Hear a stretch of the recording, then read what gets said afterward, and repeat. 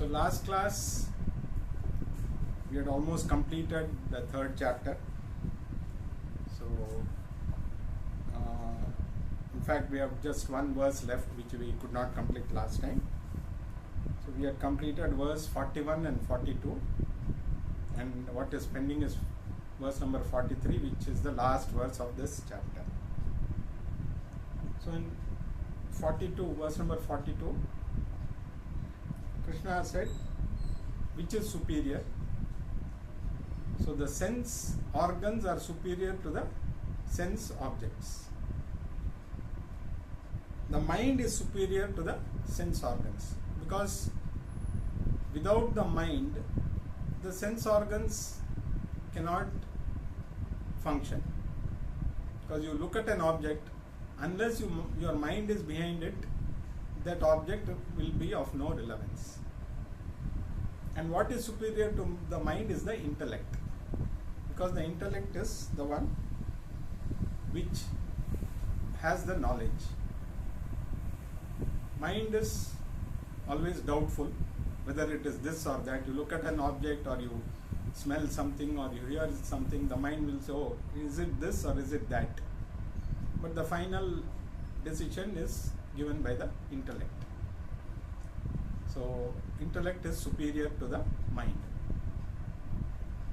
And what is superior to all of this is the consciousness, because everything is enlightened by this consciousness only.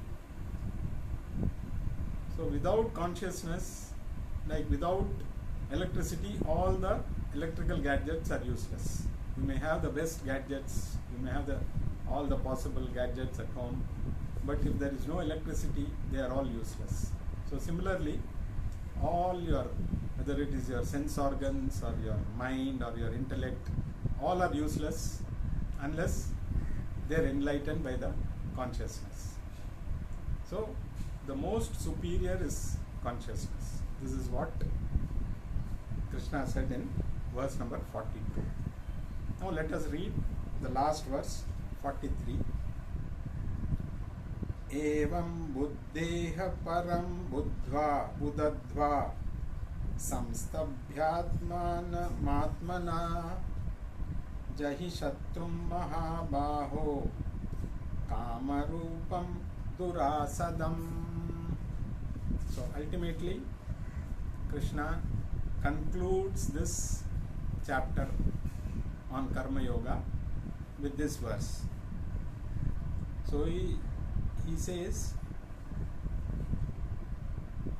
knowing what is superior to the intellect and having mastered your senses, so destroy the enemy in the form, which is in the form of desire, which is that enemy which is very difficult to understand. So this enemy called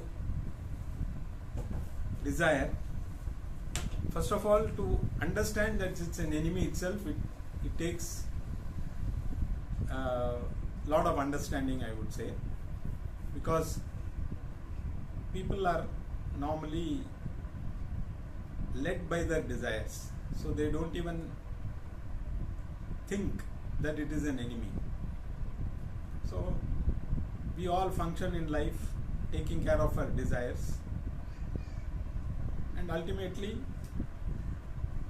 we are driven by these desires. So sometimes people resort to unethical ways also just to fulfill their desires.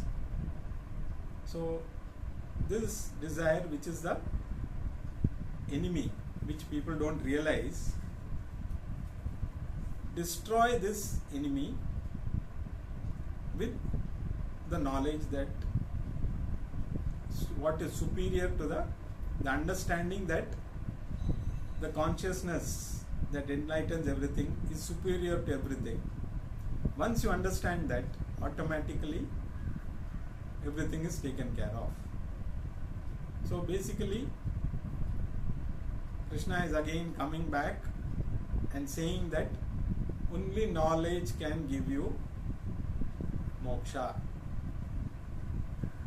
So the ultimate, even in the second chapter, so if you look at Gita, there are only two subjects in this, Karma Yoga and Jnana Yoga. Karma Yoga purifies the mind, Jnana Yoga gives you liberation. So ultimately, with Karma Yoga, purify the mind, and with Jnana Yoga, gain liberation. That is what. So ultimately, again, Krishna brings the topic, he ends with the topic of Jnana Yoga, because that is the one which is going to give liberation. Of course, Karma Yoga is the initial process to prepare the mind. Only when the mind is prepared, the knowledge will be able to establish firmly in the mind, and that knowledge alone is going to give liberation. So with this, Krishna concludes this chapter, which has 43 verses, called Karma Yoga. Now, having completed, now let us again quickly revise, summarize whatever we have seen in this third chapter. So as you remember, third chapter starts with a couple of questions from Arjuna. So he had asked, he was confused between Karma Yoga and Jnana Yoga. So he asked, please tell me which is better, Karma Yoga or Jnana Yoga. So that was the question for which Krishna started explaining in detail the concept of Karma Yoga. So the question itself is not correct, because it is not, there are two things which are different. It is not like asking whether, if you ask, is it for a diabetic, is apple better or a banana better? So there you can say, okay, apple is better because banana has got more sugar. But if you ask a question, is it better to wear a pant or a shirt? There is no alternative, because you need to wear both. So which you should wear, which is required for what purpose, that is different. But when you say a dress, both these are required. So there is no alternative. Okay, you can only wear a pant or you can only wear a shirt, is not a choice. So Krishna now starts elaborating on, based on this question from Arjuna. So he talks about two lifestyles, basically, Grahastha and Sannyasashrama.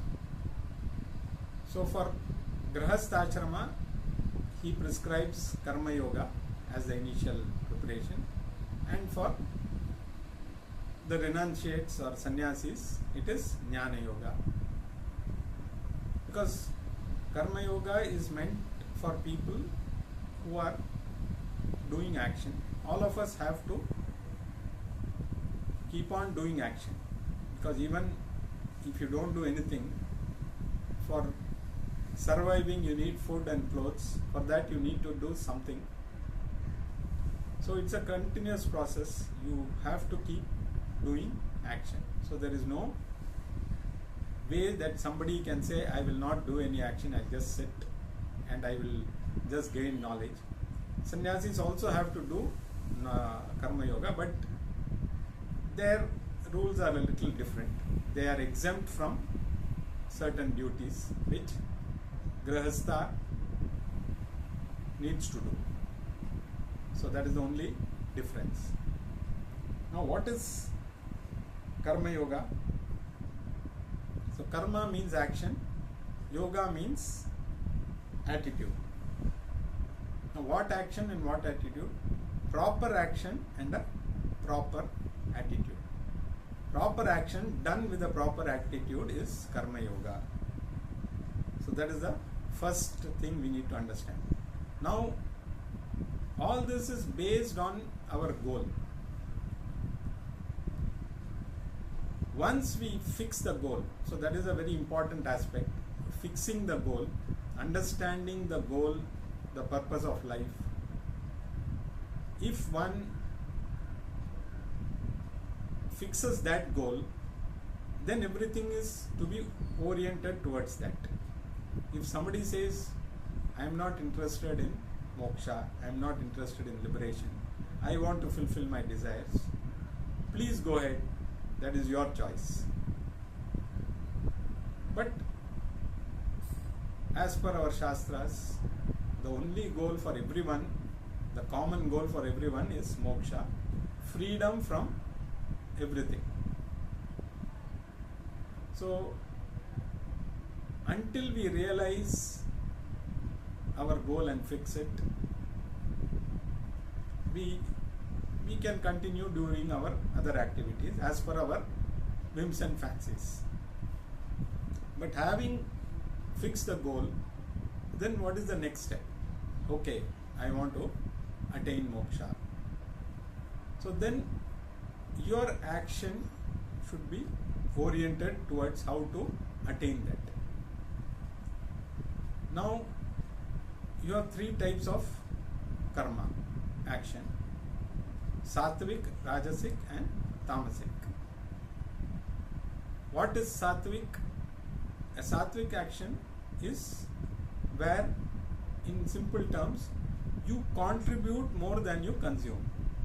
Your activities are towards the welfare of others, and in the process you also benefit. It is not that you will not benefit, but your focus is, let more people benefit from my actions.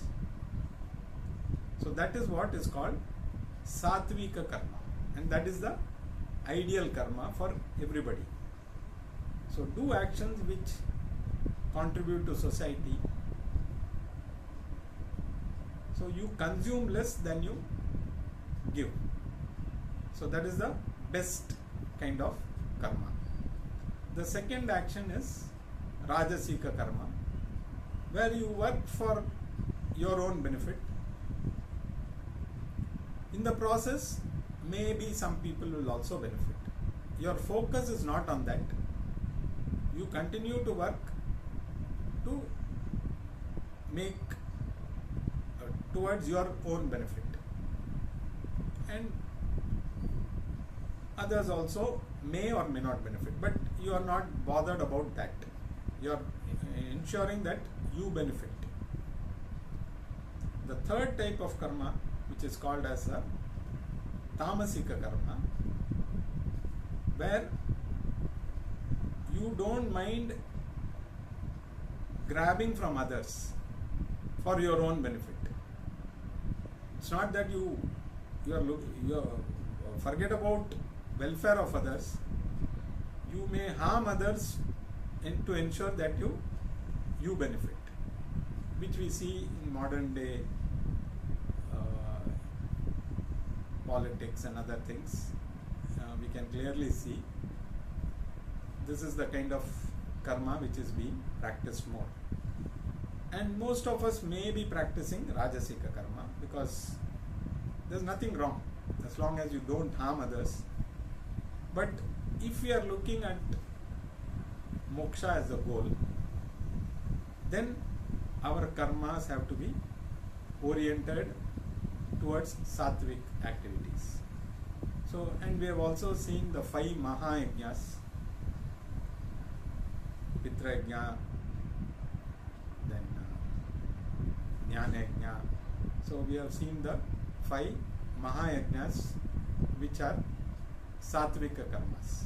So you do regularly Pancha Mahayajna, it becomes sattvic. So sattvika karma, you have to predominantly practice sattvika karma. Now kind of attitude you need to have when you do karma? You have to have this Ishwararpana Buddhi. So you surrender all your karma to God. And the second attitude is accept whatever comes as prasada. The results that accrue out of your action, accept them as prasada. So this is the first way we have to look at karma yoga. So do any activity as a service to God. Whatever you do it as a service to God, and then whatever results accrue, because every action has to produce a result. Nobody can say I am not looking for a result, because without looking for a result we cannot do any activity. So even if you want moksha, that is a result, and you have to do activity towards that. So results will accrue whether you like it or not, because there is no action without every action has to produce a result. But accepting the result again as a prasadam from God is the attitude we need to build. Because if we keep on working for results and we don't get the results that we want, definitely your mind will be disturbed. So this is the first step towards achieving the goal, towards karma yoga. So you have to fix your goal, which is moksha. Then offer your actions to God. Do it with Ishwararpana Buddhi, as they say. Accept the result as prasada. Be humble. Don't take credit for everything, because if you do with this attitude, definitely the credit goes to the totality. So you are just an instrument through which that particular activity is happening. So accept that your role is only a limited role in whatever is happening. So be humble, that is what it is. And then have equanimity. So the mind should not be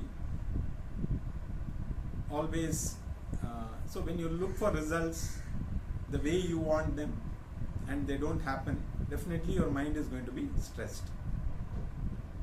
So if you have to keep your mind balanced, if you follow the other steps, naturally your mind will be balanced, so that you are not disturbed by either success or failure. Because success also you will become overjoyed, and then that is also not good, and failure may lead to depression, which is also not good for your spiritual progress. So we are talking here about the ultimate goal, spiritual progress, because that is the only growth which is what is required. The other growth in terms of material growth will always bring sorrow. So we move from, first we depend on the world,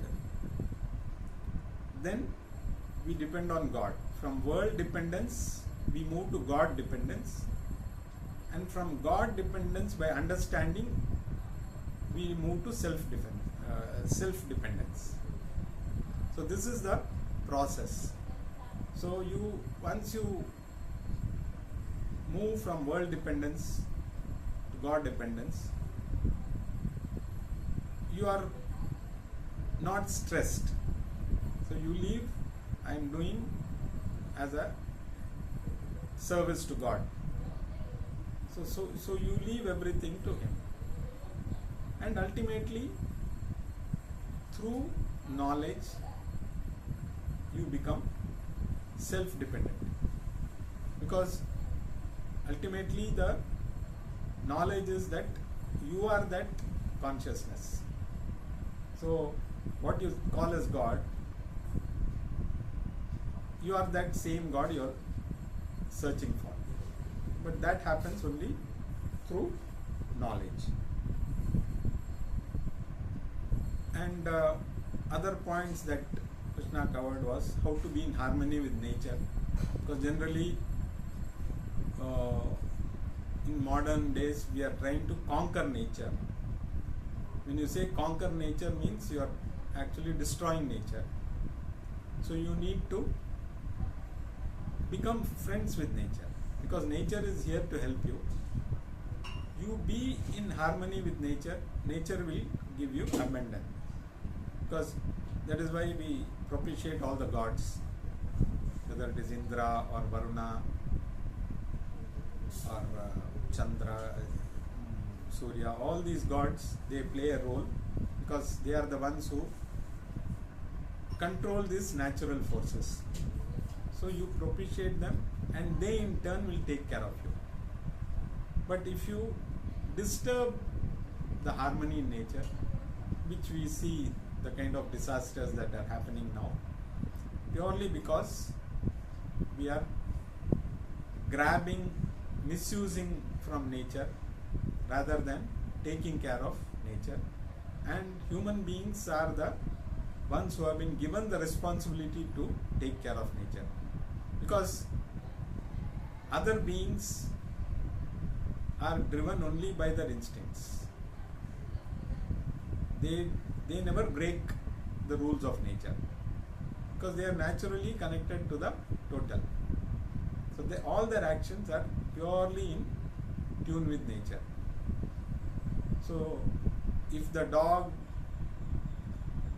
is not having, if there is indigestion, the dog will stop eating and it will eat grass sometimes just to throw out whatever. But we human beings, in spite of indigestion, we keep on consuming food. So if you watch around animals, they go purely by nature. So as long as you treat nature as a friend, nature will take care of you. You don't have to worry at all. So that is why propitiate the gods and they in turn will take care of you. So this is something which we need to remember. And then Krishna also talked about the role of a jnani. So if you remember how the jnani should behave in society, so they should be role models. So they are also driven by their own swabhava, their own way of, driven by their own gunas, but they have a responsibility that they need to be role models to society. Because if they don't do their role in the right way, then people in the society will tend to, if they don't do activity also, people will stop doing activity. Or if they do anything wrong, that also will be followed by society. So jnanis have the responsibility of doing whatever as per their swabhava, as long as they reside in the body, to ensure that the people who follow them also are going in the right direction. Because if they don't do, definitely they are going to destroy the society. They may attain liberation, but if the rest of the society is misled, then is not good for everybody in general. So this is what again Krishna had emphasized. So I am not going verse by verse, general. So we need to keep these key points in mind, because Karma Yoga is a very, again in every chapter these two topics are going to be predominant, Karma Yoga, Jnana Yoga. In some Karma Yoga will be given more importance, in some Jnana Yoga will be given more importance, but both will be covered in each chapter. So though the title is Karma Yoga, Jnana Yoga is also part of every chapter, because without Jnanam you cannot gain liberation, and without Karma Yoga you cannot prepare your mind, which is required for knowledge to permanently settle in your mind. So mind preparation is, so all the requirements are specified by Krishna.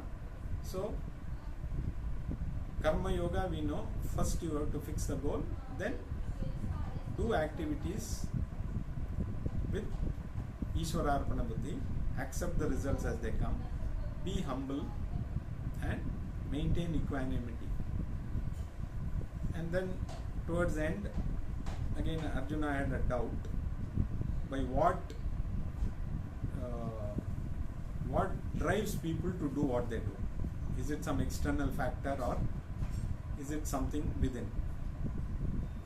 So Krishna had explained in the last few verses which we saw, desire is the one which drives people, and this desire is the biggest enemy, biggest stumbling block for all of us to attain liberation.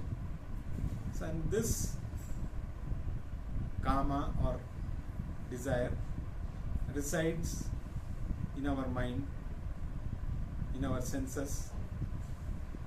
So three bases from which this desire works, which ultimately if we don't accept that and don't understand that it is our enemy, it will ultimately destroy us. So first address the desire, nip it in the bud, so to say. So when you first at the sensory level itself, if you can nip it or reduce it, then at the mind level further reduce that, and then completely destroy it by the time it comes to the intellectual level. So this is the only way to take care of desires. Otherwise desires will take care of you, because the more you are worried about satisfying them, the more they will come. And desire means it comes with kama and krodha. So both are two sides of the same coin. So these two things have to be taken care of. They have to be nipped in the bud, so to say. So basically we need to have a disciplined lifestyle. Disciplined lifestyle is the only way where we can manage to control initially our sense organs. So you look at an object, or you smell, taste, whatever, you have to first use your discretion to know, to decide whether something is good or not for you. In that initial stage itself you can cut it off. Then, because once the sense organs do their job, the next part is the mind, because the mind can work on those inputs and make it worse. So you see an object, initially you like it, slowly, like when you see some advertisement or something, you look at an object, initially you see it looks good, then after a couple of times you look at it again and again, you feel an urge to own it, and then the urge becomes stronger, and then you come to a stage where you feel you cannot, your life will be meaningless without that. So that the mind is completely destroyed by that particular desire.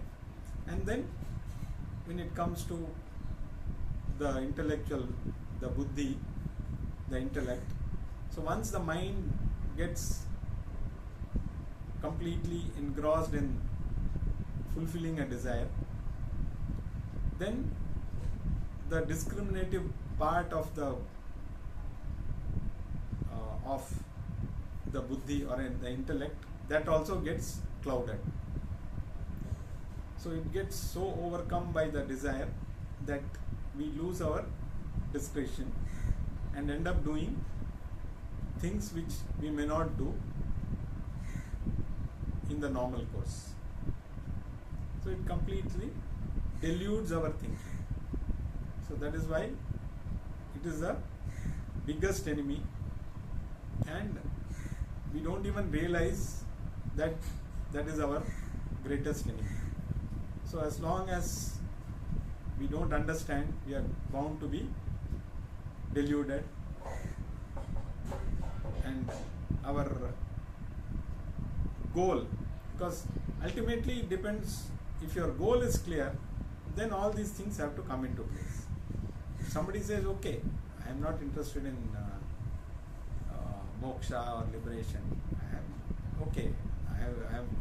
I've been born, I need to fulfill my desires, I need to have this, I need to have that, I need to, each one may have their own fancies.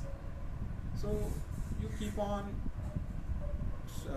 satisfying your desires, keep on fulfilling your desires, and this process continues, and by the time you realize your time is over, and then you come back, and you don't know in what form, depends on what kind of desires you had, and if you have still not fulfilled them, again you have to come back to fulfill them, there's no choice.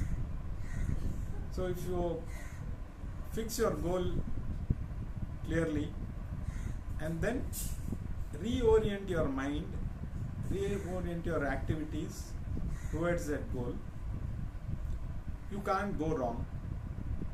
So you just follow the rules which Krishna has given. You follow Karma Yoga. Definitely you are in the right path. If not in this Janma, if you are, depending on the intensity of your desire for liberation, so to say, you will get a subsequent birth which will be in tune with your desire. So once you set the goal and you orient your mind towards that, you are on the right path. So it is purely up to the individual. Somebody may say, okay, I have not done anything wrong, I am fulfilling my desires, I am not harming anybody. Good, there is nothing wrong. But it will lead only to dukkha. So desires without devotion is bondage. Desire with devotion is liberation. So this is what we need to understand. So all desires done with, taken, which are met with devotion towards God, they will ultimately lead you to liberation. All desires without this, where you feel you are the one who is doing and you should get the results that you will, lead to bondage, and it will lead to multiple births, continuing to, you will continue to come and go, fulfilling those desires which you could not complete in your last birth, and in the process you will keep on adding more in this birth. So the cycle continues, and that's how the world functions. But it's up to the individual to realize that my goal is, my purpose of life is to attain liberation. Because Bhagavad Gita is meant for those who are looking for liberation. It is Moksha Shastra. So all the teachings of Krishna are towards attaining that goal. So with this, the third chapter, titled as Karma Yoga, is completed. From next class onwards, we will start with fourth chapter.